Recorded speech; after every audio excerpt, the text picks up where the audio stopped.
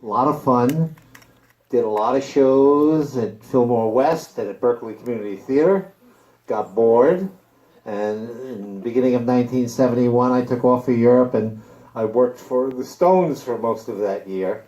And then I came back here and we had closed the Fillmores. He had closed the Fillmores while I was gone. So we were basically booking Berkeley and Winterland most of the time, but some other stuff too. And then in 1975, there was this wise-ass kid down at Stanford booking shows that was causing us some problems. So we hired him. Throwing it to Danny. Okay, well, yeah, I'm going to go back even a little further.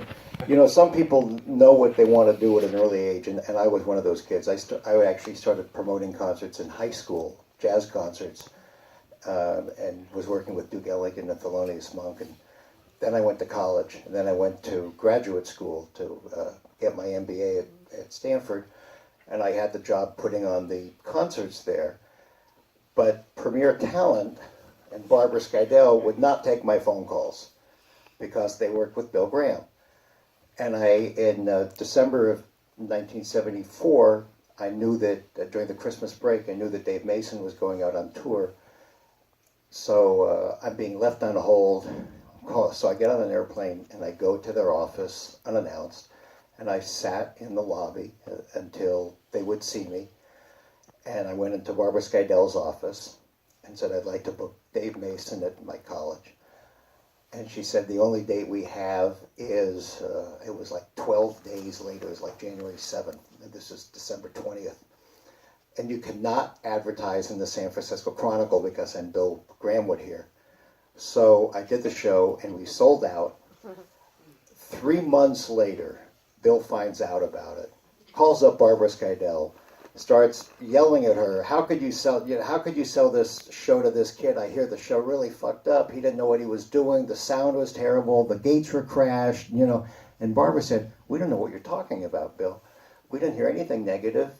And the kid did a pretty good job and he's graduating and he's looking for a job and you may want to call him. So I went up and I met with Bill and he said, how'd you do this? And I explained to him, I said, listen, Bill, you deal with San Francisco and the Grateful Dead and Janis Joplin, and that's your market. My market is Stanford. We prefer like Gordon Lightfoot and Seals and Crofts, and the only difference is I just know my market better than you know my market, and that's all I did. So he said, okay, I got 2 options now. I either have to hire you or kill you. And I don't want to go to jail, so he hired me, and I was Jerry's assistant. Well, did he pay you well? I know you were a Stanford graduate. Okay, so at the Stanford Business School, there's a lot of pressure on your first job and how much money you get. And I had job offers from Procter & Gamble, working for Tide, which is in the world of business like a big deal. It's a big, it's like on a path to be a CEO or something. The brass ring. Yeah, and then there was an ad agency in Chicago. I was going to work with the guy who invented Charlie the Tuna.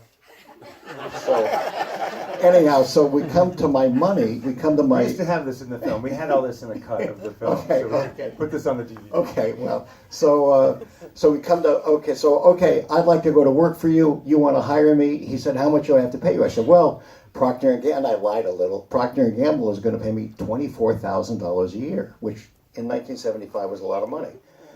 He said, I'll give you half. And I said, what do you mean half?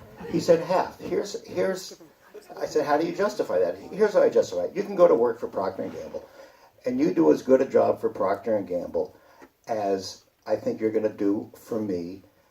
And you'll do really well. You'll get like 5% raises, and pretty soon you get stock options, and you'll do fine.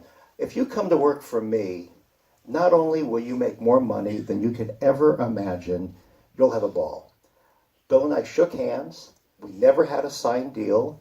We would sit down once a year and discuss my bonus. I would take my bonus and buy an apartment building in San Francisco. And I did that for 20 years. So no regrets? No regret. And I never had a signed deal. None of us had signed deals.